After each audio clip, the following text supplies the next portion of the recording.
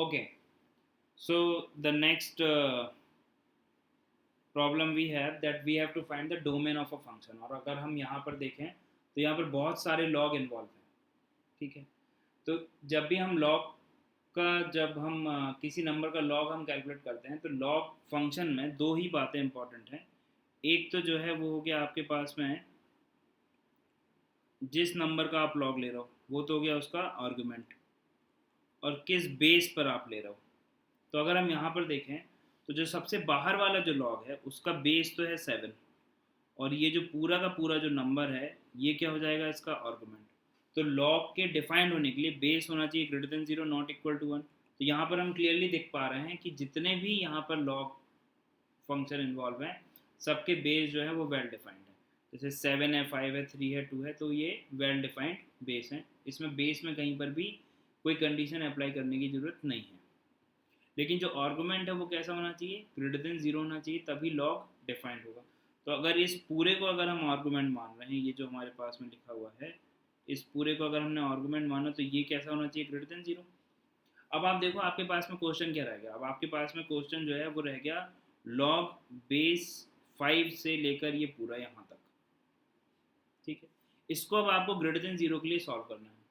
तो जब हम इसको ग्रेटर देन 0 के लिए सॉल्व करेंगे तो आप देखो जब हम लॉगरिथमिक फंक्शन को सॉल्व करते हैं तो हम क्या करते हैं, उसको एक्सपोनेंशियल में चेंज करते हैं। तो अगर हम 5 को यहाँ पर भेजेंगे तो ये बन जाएगा 5 पावर 0, ठीक है। आप देखो साथ के साथ आप सॉल्व करो तो आपको चीज़ें जो है वो समझ में आएंगी। 5 पावर 0 जो है वो ग्रेटर देन 1 हो जाएगा। और लॉग में जब बेस जो है वो ग्रेटर देन 1 होता है और हम जब इनइक्वालिटी सॉल्व कर रहे होते हैं तो उसमें बेस अगर ग्रेटर देन 1 है तो इनइक्वालिटी का साइन रिवर्स नहीं होता है। और अगर बेस जो है वो इन बिटवीन 0 to 1 होता है तो इनइक्वालिटी का साइन चेंज हो जाता है। लेकिन यहाँ पर जितने भी बेस गिवन है सारे के सारे जो है वो 1 से बड़े हैं। तो वहाँ पर हम क्लियरली देख पा रहे हैं कि इनइक्वालिटी का साइन चेंज नहीं होगा। तो 5 जो है वो रेज करोगे आप पावर 0 से तो वो बन जाएगा 1। तो अब आपके पास में जो क्वेश्चन बचेगा वो बचेगा लॉग 3, लॉग 2, और यहाँ से 2x³ plus 5x² minus 14x। यहाँ पर बेस में 2 है, यहाँ पर बेस में 3 है। ये हो जाएगा 5 पावर 0 बन गया होगा 1। अब आप देखो इसको अगर हम वर्बली सॉल्व करें तो देखो 3 अब यहाँ पर शिफ्ट होगा, 3 शिफ्ट होगा तो बन जाएगा 3 पावर 1। अगेन कोई चेंज नहीं होगा इनइक्वालिटी में, तो ये बन जाएगा 3 पावर 1 दैट इज 3। फिर अगर हम 2 को भेजेंगे तो क्या बनेगा, यहाँ पर तो आ गया 3, और फिर 2 को हम रेज करेंगे 3 पावर से तो क्या बन जाएगा वो 8। तो अगर हम देखें डायरेक्टली अगर हम लिखें तो 2x³ plus 5x² minus 14x, और ये क्या बन गया हमारे पास में ग्रेटर देन 8। अब आप देखो आपके पास में क्यूबिक इक्वेशन लिखी हुई है जिसके फैक्टर करना है अब आपको basically 14x minus 8 greater than 0। अब इस इनइक्वालिटी को आपको सॉल्व करना है। किसी के दिमाग में ये बात आ रही होगी कि भाई 2x³ प्लस ये वाला जो पार्ट है 2x³ plus 5x² minus 14x, ये जो पार्ट है ये भी तो ग्रेटर देन 0 होना चाहिए। तो आप देखो यहाँ से 2x³ plus 5x² minus 14x आप ग्रेटर देन 8 के लिए सॉल्व कर रहे हो, तो ग्रेटर देन 0 वाले जितने भी x होंगे वो तो ऑलरेडी इसमें इंक्लूडेड हैं, इसलिए उसको आपको अलग से यहाँ पर लिखने की ज़रूरत नहीं। आई होप दिस इज क्लियर। तो अब क्यूबिक को सॉल्व करने के लिए मेथड क्या होता है, हिट एंड ट्राई। तो अगर हम इसमें x का वैल्यू आप +-1 +-2 इस तरह की वैल्यूज़ अगर हम रखेंगे तो हमको एक ना एक फैक्टर मिल जाता है, +-3 +-4 +-1/2 +-1/3। इस तरह से अगर हम वैल्यूज़ रखते हैं तो लेट से अगर मैंने यहाँ पर x की जगह पर 2 पुट किया तो ये कितना हो जाएगा हमारे पास में 8 × 2 is 16 plus this will give you 20 and this is minus of 28 and -8। तो देखो ये हो गया +36 एंड -36, मतलब कि x = 2 जो है वो इसका एक रूट है। तो फैक्टर क्या हो गया आपके पास में x - 2 इसका एक फैक्टर। तो x - 2 अगर इसका फैक्टर आ गया तो अब हम इसको लिख सकते हैं, अगर मैं यहाँ पे लिखूँ तो x - 2। अब आप देखो या तो आप x - 2 से इसको लॉन्ग डिवीज़न मेथड से डिवाइड करके बाकी का फैक्टर निकाल लो, या फिर हम इसको इस तरह से भी लिख सकते हैं अगर इसके फैक्टर हमको करने हैं। तो आप देखो 2x³ है आपके पास में, तो अब मैं इसमें क्या मल्टीप्लाई करूँ, तो अगर मैं 2x² इसमें मल्टीप्लाई करूँगा तो देखो 2x³ वाला जो फैक्टर है, 2x³ वाला जो पार्ट है वो तो यहाँ से सेटल हो गया, 2x² मल्टीप्लाई होगा x से तो ये 2x³ मिल जाएगा।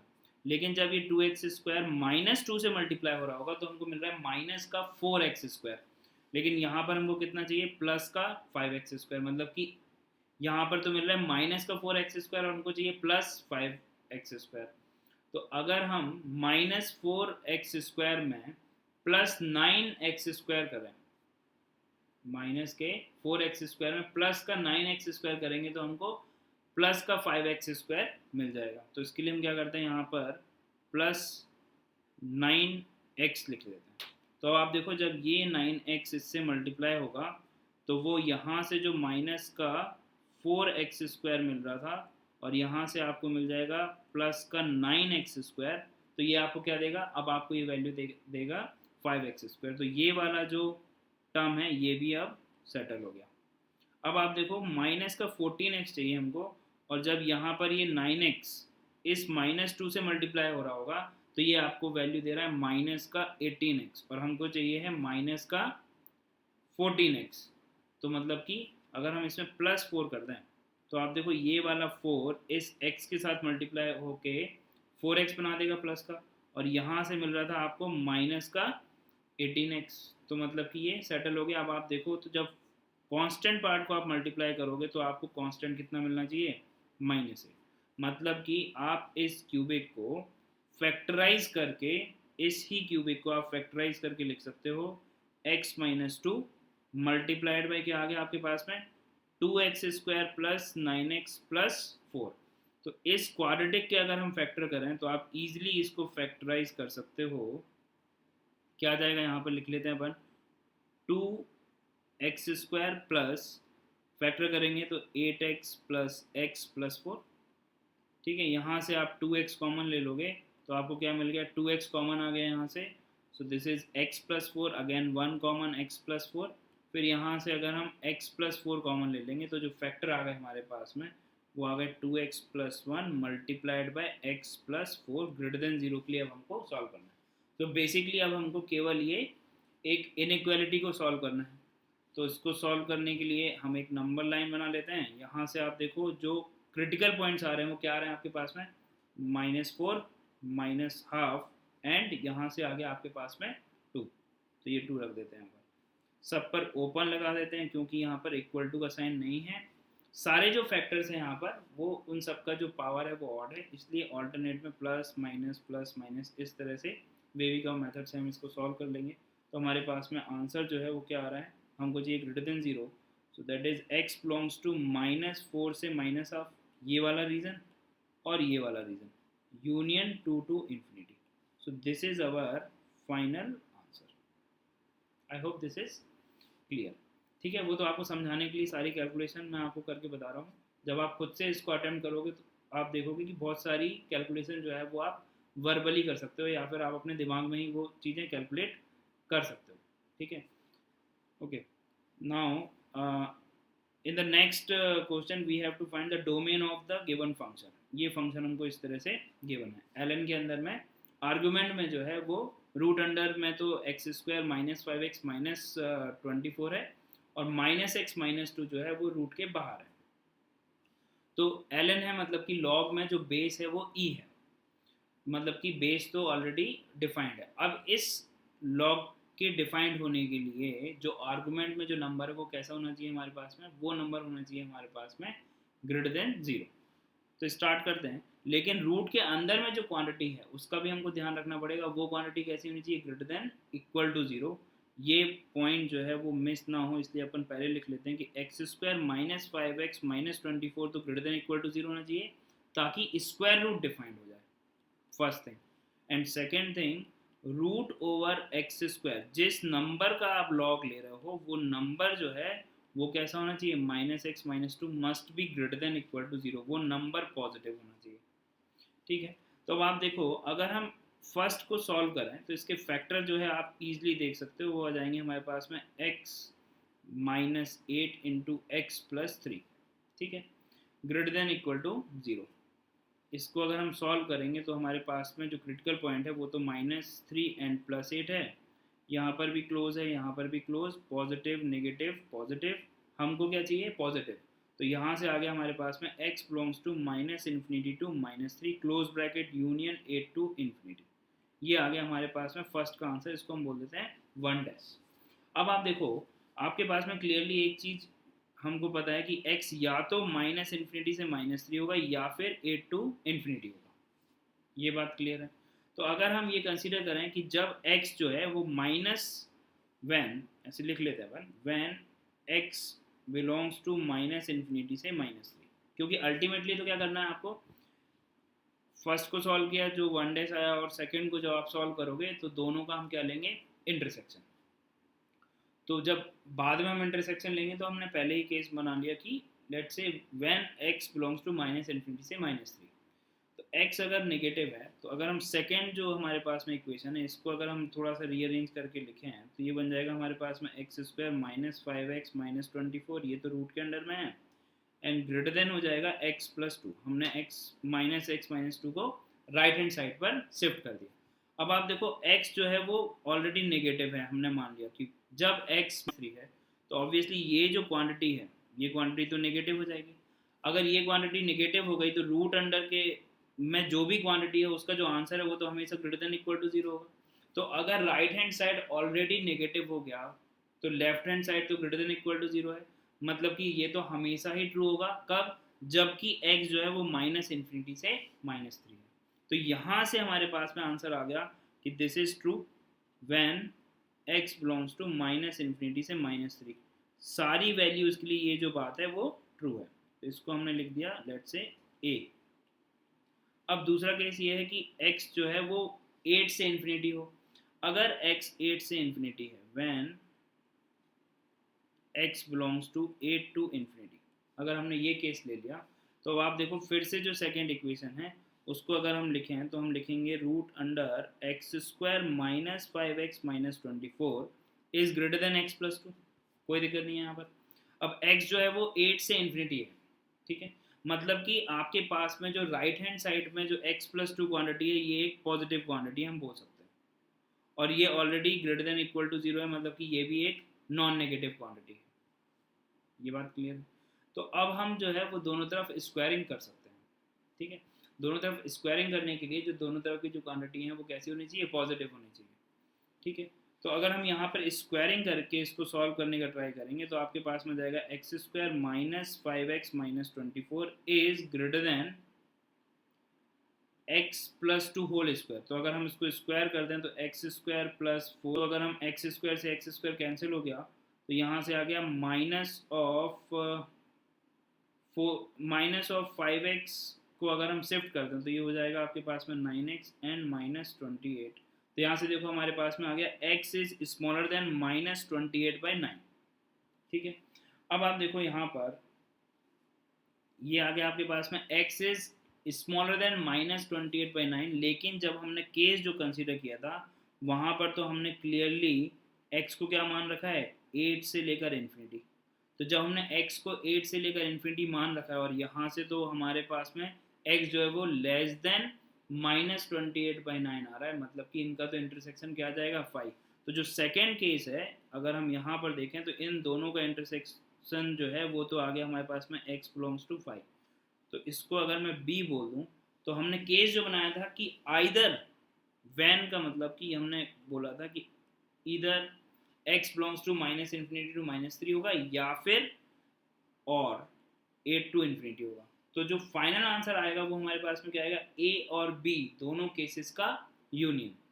तो यहाँ पर हम क्लियरली देख पा रहे हैं b केस में तो आंसर जो है वो केवल और केवल 5 आ रहा है, मतलब कि कोई भी x यहाँ पर सेटिस्फाई नहीं कर रहा है। और फर्स्ट केस से जो आंसर आ रहा है वो आ रहा है हमारे पास में -∞ से -3। So final answer a union b will give us x belongs to -∞ to -3। तो हम इस तरह से इसको सॉल्व कर सकते हैं, ठीक है। नाउ अगर हम इसको एक और मेथड से अटेम्प्ट करें सॉल्व करने का तो हमारे पास में जो क्वेश्चन है वो तो है fx = ln of root under है हमारे पास में x square minus 5x minus 24, और रूट के जो बाहर में है वो है माइनस एक्स माइनस 2। ठीक है, अब इसको अगर हम सॉल्व करें तो हम बोल सकते हैं कि भाई एक तो condition X square minus 5x minus 24 greater than equal to 0, ये कंडीशन तो होगी। और इसका सोल्यूशन अगर हम लिखें तो यहाँ से आ रहा था हमारे पास में x belongs to minus infinity to minus 3 union 8 to infinity, तो इसको हमने यहाँ पे लिख लिया 1 अब आप देखो, ये तो हमने कंडीशन लिखी कि स्क्वायर रूट फंक्शन को डिफाइंड होने के लिए वो जो उसके अंदर की जो क्वांटिटी है वो ग्रेटर देन इक्वल टू 0 होनी चाहिए, और लॉग के डिफाइंड होने के लिए जिस भी नंबर का आप लॉग ले रहे हो वो नंबर जो है वो कैसा होना चाहिए, ग्रेटर देन 0 होना चाहिए। तो हमारे पास में जो सेकंड कंडीशन है वो है x square minus 5x minus 24 greater than x plus 2, ये आ गया हमारे पास में सेकंड कंडीशन। ठीक है, अब आप देखो अगर मैं इसको सॉल्व करें हम अगर, तो x square minus 5x minus 24 तो ग्रेटर देन इक्वल टू 0 होना ही चाहिए, ये तो कंडीशन इसके अंदर में भी आएगी, तो हम बोल सकते हैं ये तो एक रिपीटेड कंडीशन है, ये तो फॉलो करना ही पड़ेगा। ठीक है, अब आप देखो अगर हम इसको ये जो क्वांटिटी हमारे पास में x plus 2, if x plus 2 less than 0, अगर ये क्वांटिटी नेगेटिव है, अगर ये क्वांटिटी नेगेटिव है तो बस ये डिफाइंड होना चाहिए, ये तो फॉलो करेगा ही, भाई डिफाइंड तो होना पड़ेगा। समझ में आ रही बात, अगर ये क्वांटिटी नेगेटिव आपने मान ली तो स्क्वायर रूट तो का जो आंसर है वो तो ग्रेटर देन इक्वल टू 0 होगा, ये बात तो तय है। तो अगर ये नेगेटिव हो गया तो ये तो वैसे ही फॉलो कर जाएगा, बस इसको इस कंडीशन को क्या करना पड़ेगा, फुलफिल करना पड़ेगा। तो यहाँ से आ गया हमारे पास में x लेस देन माइनस 2, इसको थर्ड बोल देते हैं, और a को फॉलो करना पड़ेगा, तो a का आंसर तो हमारे पास में लिखा ही हुआ है। तो जब हम इन दोनों का इंटरसेक्शन लेंगे 1 डैश इंटरसेक्शन 3, तो x belongs to minus infinity से माइनस 3 ही आ जाएगा आपके पास में, क्योंकि यहाँ से तो क्या आ रहा है माइनस इन्फिनिटी से माइनस 3, और यहाँ से आ रहा है माइनस इन्फिनिटी से माइनस 2 पर ऊपर, तो माइनस 3 तक ही जाएगा। भाई दो सेट का जब आप इंटरसेक्शन लेते हो तो इंटरसेक्शन में क्या जाएगा, जो छोटा वाला सेट है वो आंसर आ जाएगा, अगर वो कॉमन पार्ट में है तो हमारे पास में यहाँ से जो है आंसर आ गया। अगर x प्लस 2 नेगेटिव है तो हमारे पास में आंसर आ गया x belongs to minus infinity से minus 3। I hope this is clear. अब सेकेंड कंडीशन क्या हो सकती थी कि जो x प्लस 2 है वो ग्रेटर देन इक्वल टू 0 है, तो if x plus 2 greater than equal to 0, तो उस केस में आप देखो आप स्क्वायरिंग कर दोगे तो x square minus 5x minus 24 is greater then x square plus 4x plus 4, और अभी भी जो a कंडीशन है वो तो फॉलो करना ही पड़ेगा। So this plus a condition जो है, और ये हो गई आपके पास में एक फोर्थ कंडीशन, इन तीनों कंडीशन का जो इंटरसेक्शन आएगा वो आंसर हो जाएगा। तो ये हमको पता है इसका आंसर जो है वो क्या जाएगा, x is smaller than minus का 28/9। ठीक है, अभी सॉल्व किया था हमने, ये आ गया यहाँ से, तो ये आ गया आपके पास में 4 डेज। अगर हम इन इसका और इसका अगर हम तीनों का इंटरसेक्शन लें तो आप देखो इंटरसेक्शन जो है वो कुछ भी नहीं आएगा, वो आ जाएगा x बिलोंग्स टू 5।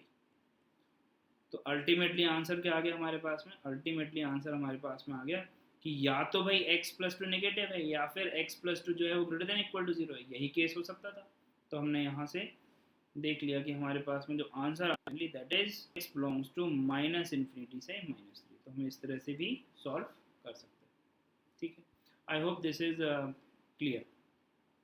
आप एक बार ज़रूर इसको खुद से अटेम्प्ट करना, तो आपको समझ में आएगा दोनों मेथड में क्या डिफरेंस है और कौन सा मेथड अडेप्ट करने से हम जो है थोड़ा सा अपना टाइम सेव कर सकते हैं एग्ज़ाम पॉइंट ऑफ व्यू से।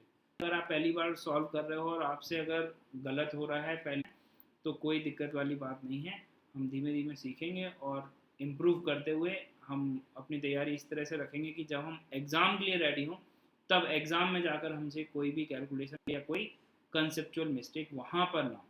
ठीक है, now we have another function, और उसका हमको डोमेन पता करना है।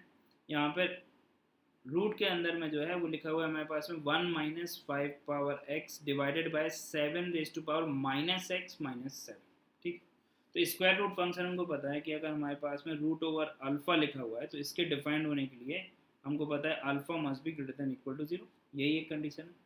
तो यहाँ से हम बोल सकते हैं कि इसका डोमेन डिफाइन होने के लिए let's say solution 1 minus 5 power X divided by 7 power minus X, तो इसको अगर हम लिखते हैं 1/7 power X minus 7, this quantity must be greater than equal to 0। ठीक बात है। अब आप देखो यहाँ से this is 1 minus 5 power X, और इसको अगर हम एलसीएम ले लें तो ये बन जाएगा हमारे पास में 1 minus 7 raise to power X plus 1, and 7 power X जो है वो इस तरह से अपन लिख सकते हैं, डिनोमिनेटर में आएगा, हमने उसको सिंप्लीफाई कर लिया, तो ये आ गया आपके पास में ग्रेटर देन इक्वल टू 0। अब आप देखो 7 पावर x जो है, अगर हम इसको यहाँ पर ड्रॉ करें तो 7 पावर x जो है वो एक एक्सपोनेंशियल फंक्शन है जिसमें बेस जो है वो ग्रेटर देन 1 है। अगर बेस ग्रेटर देन 1 होता है तो इसका मतलब ये हुआ कि वो जो ग्राफ बनेगा उसका वो कैसा बनेगा, इंक्रीजिंग ग्राफ। तो ये ग्राफ जो है वो इस तरह से बन जाएगा 7 पावर x का। यहाँ पर x की वैल्यू जब 0 होगी, x की वैल्यू 0 के करस्पॉन्डिंग जो पॉइंट होगा वो तो हमको 0,1 वाई एक्सिस पर मिल जाएगा। तो 7 पावर x से हम बोल सकते हैं कि भाई ये जो है हमेशा एक पॉजिटिव क्वांटिटी है, मतलब कि ये x एक्सिस पर कहीं पे कट करनी रही है, मतलब कि इसका कोई रूट नहीं होगा, मतलब कि इससे कोई क्रिटिकल पॉइंट नहीं मिलेगा।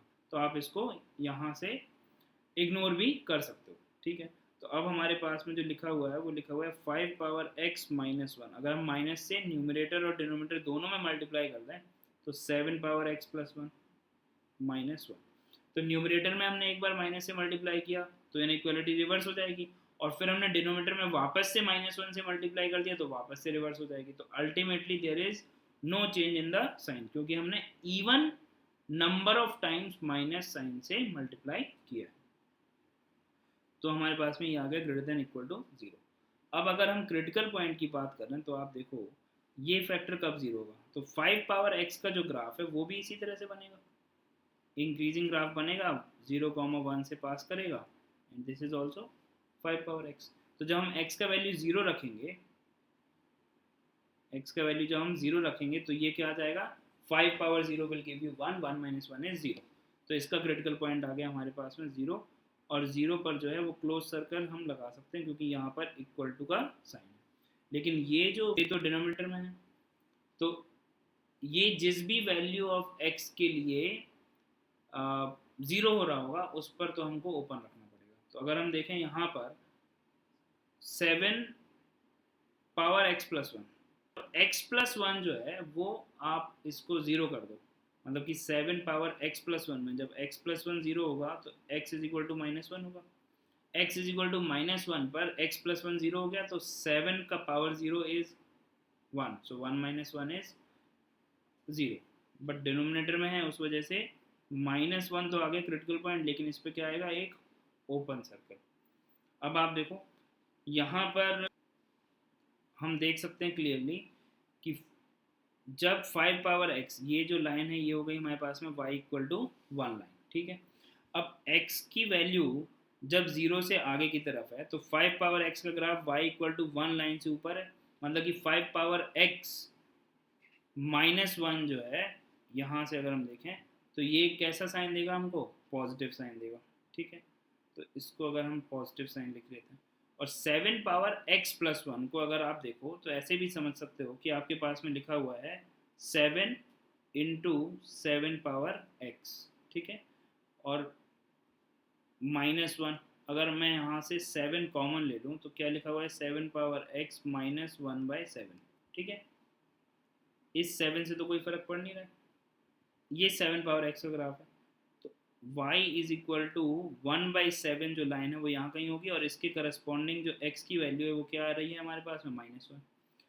तो आप देखो जब 7 पावर x, जब x 0 से बड़ा है तो 7 पावर x तो 1 से भी बड़ा है, तो 1/7 से तो बड़ा ही होगा, मतलब कि ये जो क्वांटिटी, ये क्वांटिटी भी कैसा साइन दे रही होगी, पॉजिटिव। तो ये प्लस हमने लिखा है 5 पावर x माइनस 1 के लिए, और डिनोमीटर भी कैसा है, पॉजिटिव है, तो अल्टीमेटली x ग्रेटर देन 0 के लिए हमको प्लस साइन मिल रहा है। फिर इसी तरह से -1 से 0 के बीच में हमको कैसा साइन मिल जाएगा, माइनस साइन मिल जाएगा। और -1 से जब हम छोटा लेंगे तो -1 से छोटा लेने पर आप देखो तो हमको क्लियरली दिख रहा है कि -1 से छोटा लेने पर 7 पावर x जो है वो 1/7 से छोटा हो गया, मतलब कि नेगेटिव हो गया। और 5 पावर x भी, x की करस्पॉन्डिंग जब आप वैल्यू जैसे ही वो x की वैल्यू 0 से कम होगी तो ही वो 5 पावर x -1 जो है वो नेगेटिव हो गया था, तो -1 पर तो और नेगेटिव हो जाएगा, तो नेगेटिव नेगेटिव क्या बन जाएंगे वो दोनों, पॉजिटिव। ठीक है, ये आप ग्राफ से इजीली वेरीफाई कर सकते हो। तो यहाँ से हमको क्या चाहिए, ग्रेटर देन इक्वल टू 0 चाहिए। तो आप देखो यहाँ से आंसर आ गया हमारे पास में x बिलोंग्स टू -∞ से -1 बट ओपन यूनियन 0 पर आप क्लोज लगाओगे क्योंकि यहाँ पर क्लोज सर्कल है। तो फाइनल आंसर जो है इसका डोमेन जो है वो हमारे पास में आ गया x belongs to -∞ to -1 union close at 0 and up to infinity. तो इन सारे क्वेश्चंस को आप प्रैक्टिस जरूर करिए और आपको पता चलेगा कि किस तरह से जो है वो थ्योरेटिकल कंसेप्ट जो है उनको यहाँ पर हमको अप्लाई करके आंसर तक पहुँचना है और ग्राफ तरह से यूज़ में लेंगे ताकि कोई कन्फ्यूज़न ना रहे हमें और हमारी तैयारी जो है वो अच्छे से हो। ठीक है, वी हैव अनदर क्वेश्चन और हमको इसमें अभी क्या पता करना है, डोमेन हमको पता करना है और यहाँ पर दो फंक्शंस का सम दे रखा है हमारे पास में। तो जब भी दो फंक्शन के सम से एक नया फंक्शन बन रहा है तो हम इसको मान लेंगे कि भाई इसका डोमेन जो है D2 है, इसका डोमेन जो है वो D1 है और जो फाइनल आंसर होगा वो दोनों के इंटरसेक्शन से हमको मिल जाएगा। तो आप देखो सबसे पहले अगर हम 16 - x² का डोमेन निकालें, इसके रूट का डोमेन निकालें तो 16 - x² greater than equal to 0 होना चाहिए, मतलब यहाँ से x जो है वो आ जाएगा हमारे पास में -4 से 4। तो इस तरह के क्वेश्चन में अगर आपको x की एक सेट ऑफ वैल्यूज मिल गई है तो अब आप दूसरे फंक्शन का जो डोमेन इवेलुएट करोगे ही इवेलुएट करो ताकि आपको इंटरसेक्शन लेने में आसानी हो, क्योंकि यहाँ पर जब साइन इन्वॉल्व है तो ये कैसा फंक्शन है, ये कंटिन्यूस फंक्शन है, ये तो चलता जाएगा -∞ से लेकर +∞ तक चलता जाएगा, तो हम कहाँ तक लिखते रहेंगे।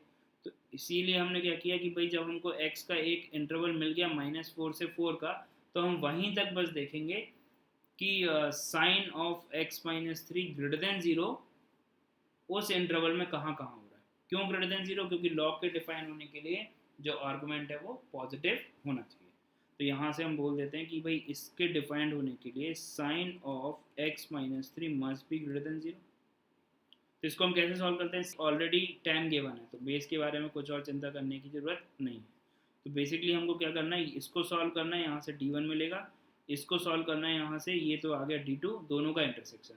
तो जब इंटरसेक्शन ही लेना है तो हम क्या करते हैं, -4 से 4 में ही इसको अपन ऑब्जर्व करते हैं कि कहाँ पर साइन ऑफ x - 3 जो है वो ग्रेटर देन 0 है।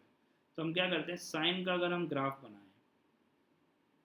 तो हमारे पास में ग्राफ जो है वो इस तरह से आ जाएगा। तो आप सबसे पहले अगर साइन इन्वॉल्व है तो उसका पीरियड कितना होता है, 2π के बाद तो वो 2π इंटरवल के बाद वो रिपीट करेगा अपने आप को। तो यहाँ से 0 से पाई में हमको क्लियरली दिख रहा है कि ये कैसा है, पॉजिटिव है।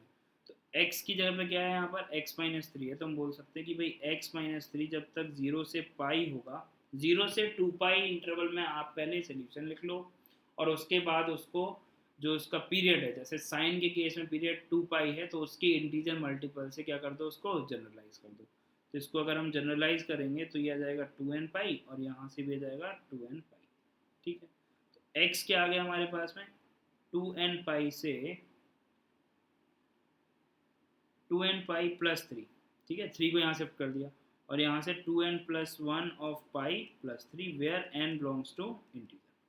अब आप देखो, अब आपको केवल और केवल n की वही वैल्यूज रखनी है जिससे कि आपको जो x की वैल्यूज मिले वो -4 से 4 के बीच में ही मिले। तो अगर हम n का वैल्यू, सपोज करो हमने n का वैल्यू रख दिया 0, n का वैल्यू अगर हम 0 रखेंगे तो ये 0 हो गया और ये हो गया पाई, क्योंकि ये तो 0 हो जाएगा। तो पाई + 3, तो ये आ गया आपके पास में 3 से पाई + 3। ठीक है, तो 3 से, अच्छा यहाँ पर एक काम करो आप, इसको तो क्लोज इंटरवल लगा दो -4 से +4। अब 3 से पाई + 3 आ गया तो क्लियरली हमको पता है कि भाई पाई + 3 जो नंबर है वो तो 3.14 प्लस 3, तो ये तो 6.14 से भी बड़ा नंबर होगा, क्योंकि 3.14 तो एक अप्रॉक्सीमेट वैल्यू है। तो हम क्लियरली अगर हम इसको ड्रॉ भी करेंगे तो ये 3 पे ओपन है और पाई प्लस 3 पे भी ओपन है, तो पाई प्लस 3 तो बाहर निकल गया, ठीक है। तो यहाँ से अगर हम देखें तो इंटरसेक्शन में हमारे पास में जो आ रहा है वो आ रहा है 3 से और 4 पर क्लोज, ये मिल गया हमको जब हमने n का वैल्यू क्या रखा है 0। अब जब हम n का वैल्यू सपोज करो -1 रखें, तो n का वैल्यू -1 रखने पर हमको क्या मिल रहा है, आप देखो यहाँ से आपको मिल जाएगा 3 माइनस 2 पाई, 3 माइनस 2 पाई, जब हमने n का वैल्यू रखा है -1, और यहाँ से आप देखो जब आप -1 रखोगे तो ये हो जाएगा आपके पास में, अब -2 + 1 इज -1, तो 3 माइनस पाई, तो 3 माइनस 2 पाई और 3 माइनस पाई, तो 3 माइनस 2 पाई मतलब कितना हो गया, माइनस का 6.28, 2 पाई हो गया माइनस का 2 पाई और +3, तो माइनस का 3 माइनस 2 पाई जो है वो हो गया माइनस का 6.28 +3, सो दैट इज माइनस ऑफ 3.28, तो माइनस का 3.28 तो यहाँ कहीं पर लाई करेगा, ठीक है। तो इसको हम लिख सकते हैं 3 minus 2 pi, that is approximately हमने देख लिया कि ये तो -4 से 4 के बीच में कहीं पर लाई कर रहा है, तो हमने यहाँ पर रफली उसको प्लेस कर दिया।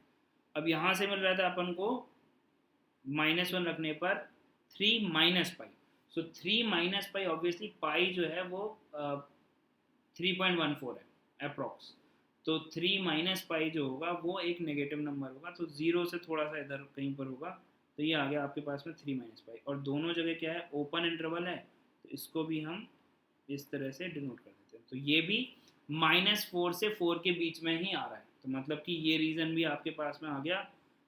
इसको यूनियन ले लें हम 3 माइनस 2 पाई से 3 माइनस पाई, ठीक है।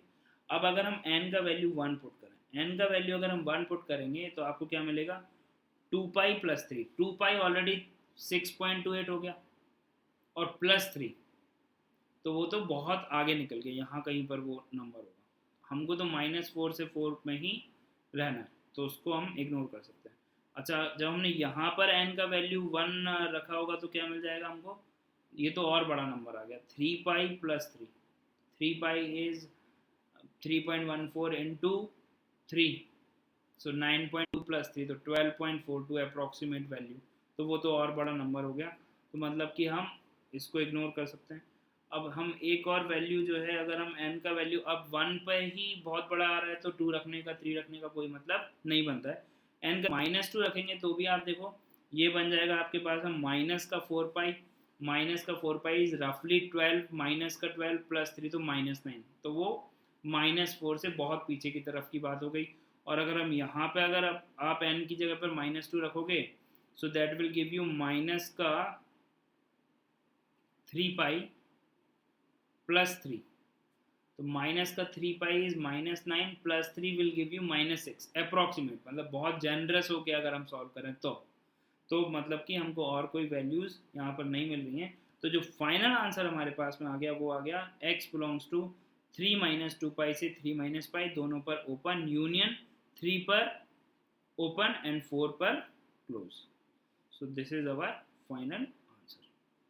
तो जब भी आपके पास में इस तरह जिसमें कि कोई फंक्शन इस तरह से है जिसका ग्राफ जो है वो -∞ से +∞ तक जा रहा है, और जो दूसरा फंक्शन है उसका डोमेन आप इजीली निकाल पा रहे हो, तो अगर आपको x की कुछ फिक्स वैल्यू मिल गई, क्योंकि अल्टीमेटली हमको क्या करना है, जब दो फंक्शन या तो सम करके लिखे हुए हैं या प्रोडक्ट करके या सब्ट्रैक्ट लिखा हुआ है, उन दोनों का डिफरेंस लिखा हुआ है अगर दो फंक्शन का, तो उनका जब डोमेन हम निकालते हैं तो इंडिविजुअली दोनों का डोमेन निकालते हैं और फिर हम उसका क्या लेते हैं वहाँ पर इंटरसेक्शन, ठीक है।